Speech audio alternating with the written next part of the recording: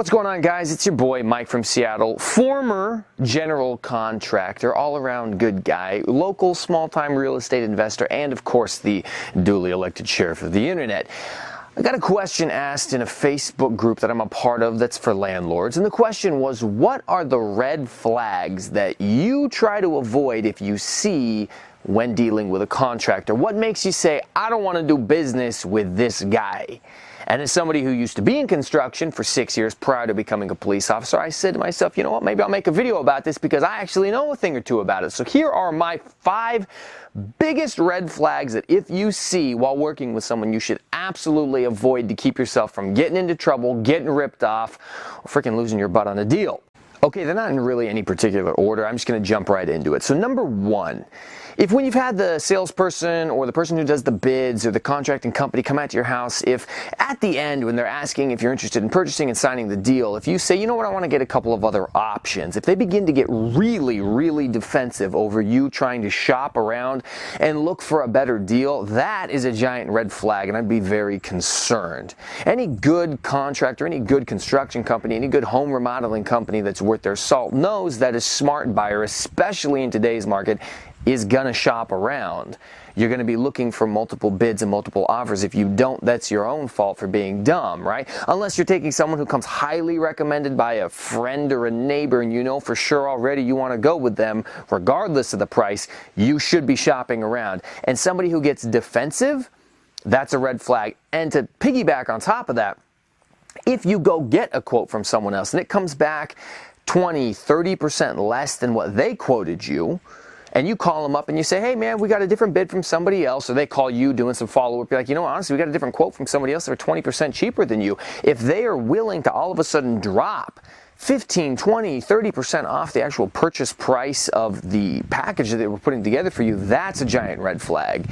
You're not supposed to have that much wiggle room built in. If you do, my question immediately is why? What this is all profit? That certainly is a lot. I want to know what your best deal is up front. Now, that's not to say that good construction companies can't say, well, hey, we can be a little more competitive, or what's the other bid that you got? Let me take a look at it. As somebody who went and had to do multiple bids for multiple people all the time with what I used to do, if somebody said to me, hey, this person is $3,000 less than you on a $10,000 project, I'd say, well, what are the materials they're using, right? You can't compare apples to oranges in the construction industry. If I'm providing permanently sealed quartz product with a beautiful recycled glass finish to it that is gonna wow the people that you're entertaining versus somebody who's giving you a 2-centimeter imported Chinese granite that's gonna fall apart and I wouldn't even put outside to get rained on the patio, you can't compare the two things and say, well, this company's giving me 30% less. Yeah, it's because they're giving you garbage, or that's what you're going with, right? If you want me to quote you at the cheaper product, you know, I'm sure I can figure out how to bring my price down as well. So you need to keep that in mind. Just because someone can lower their price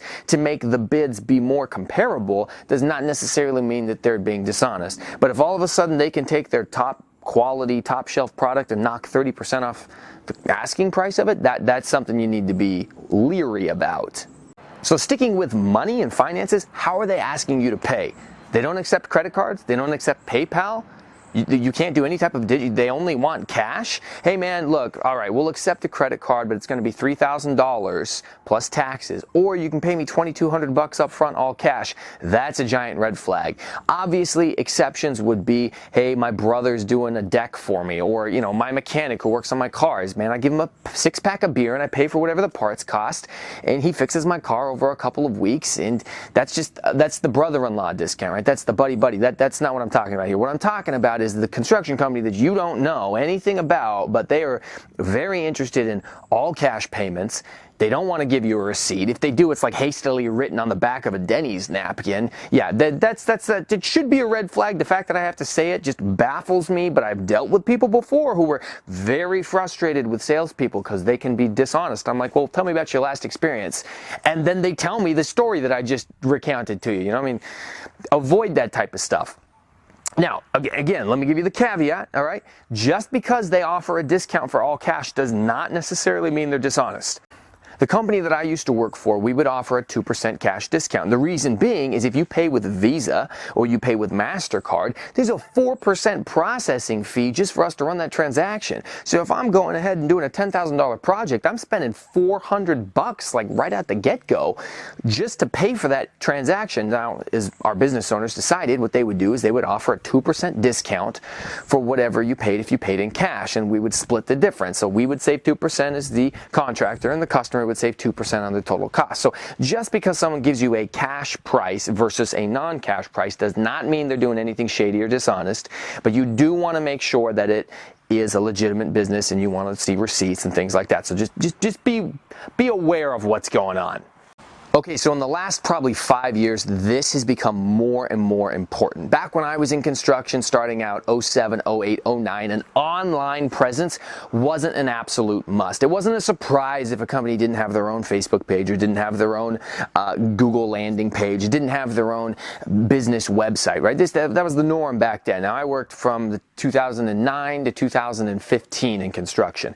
Nowadays, however, if there's no online presence for a business that you're interacting with, that is extremely concerning. Everybody should have Instagram, Facebook. Honestly, they should all have YouTube. Everybody should have Google. You should be able to Google their name, find their address, get the directions to it, and start looking through those Google reviews. If you can't, things should be popping off in your mind because it's impossible to keep reviews for your company off of the internet now. It's like people will pay thousands of dollars to try to have stuff scrubbed from them because it's so difficult to get negative reviews off. So if you can't find an online presence for a business, I would be very concerned as to why. Are they changing their business name? Unless the answer is they just opened up and you're one of the first customers and it's the grand opening, right, which you should be able to figure that out why you can't find them online. You should be very concerned if you can't find reviews. Next, ask them for reviews. Hey, can I talk to your last 3 jobs? Can I talk to 3 customers that have done business with you in the last 2 months? If they can't provide reviews like that to you, that you can call real people who you can chat with about the project that was done, do you really want to do business with them? Every single person that I installed countertops for back in the day, I would ask them, hey, can I do a video review on my iPad? Will you say what you think about our product? And then when I would go out to my next sales call, I'd be like, hey, here, look at the last 10 people I did business with. There, you look at that while I walk around and take my measurements. And that would sell them right there. Okay, so this one's really, really important. If the business that you're trying to do business with wants all of the money up front, that should be a giant red flag. It's pretty typical in the construction industry to collect money in phases. For us, we would do 10% at the sales call or at the bid or at the estimate to lock in the deal that we had offered them. Hey, we want to remodel your kitchen. It's going to be $15,000. We'll have you go ahead and give us $1,500 to get this started and get the process rolling. Then when we would come back out to do the measurements, to do the templating, to check what the cabinets were going to cost and take all of those measurements and order the materials, we would require an additional 40% so that we were 50% covered. We had ability to pay for things. If they backed out at the last second, hey, we've paid for the materials already. We've already paid for some of the labor. We're not losing money, but we're still giving the customer, the consumer, the buyer, 50% of the leverage to not pay us until we've completed the job to their specifications, to what they want, which is how you do honest business with somebody. If a contractor or construction company is saying, hey, we want all the money up front or we want you to pay 100% at the halfway point, absolutely do not. Your leverage is that you have the remainder of their money still in your pocket. That's their profit. That 50% to 70% is what they paid in just labor and materials, but the actual business owner isn't getting paid until he collects 100% of it. So don't give it up until you have receipts and warranties and completed work in hand that you've inspected and that follows the contract that you signed for what everything needs to look like at the finish. Now, it's pretty common. Most construction companies do it in thirds, a third down, a third at the halfway point, and a third for closing. But really what you want is just to make sure that you have at least 20% of the final cost left in your pocket until it's done. That way, if you need to, you have a strong area and position to negotiate from. Anybody who doesn't do this or anybody who acts like this is a weird or foreign concept to them is being dishonest. Run the other way, that's a red flag. Okay, the fifth thing that I can give you is legitimate business versus non-legitimate business. So let me break it down for you. Me, Better Business Bureau, A+ rated company that's been doing business for 10 years and has an actual hard location with a showroom that you can walk into and talk to a real receptionist who answers the phone versus Chuck on a truck.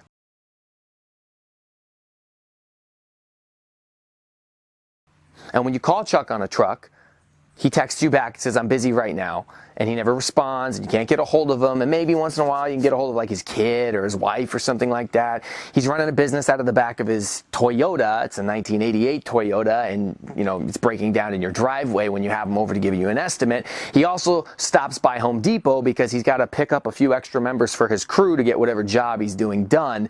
When they show up, you know they're not insured. You know that they are probably just scouting your place out so they can come back and steal from you later. Yeah, Chuck on a Truck is not paying for business licenses. He's not paying insurance and L&I for his workers. He's not paying unemployment. Nothing that he's doing is legitimate. But Chuck on a Truck has a really, really great price because he's got no overhead. Me, working for a legitimate business, well, you know what? If you want to be covered and have your bases covered and do business with somebody and not get ripped off and not have to worry at night that maybe something might get broken or someone might fall off your roof while they're doing it.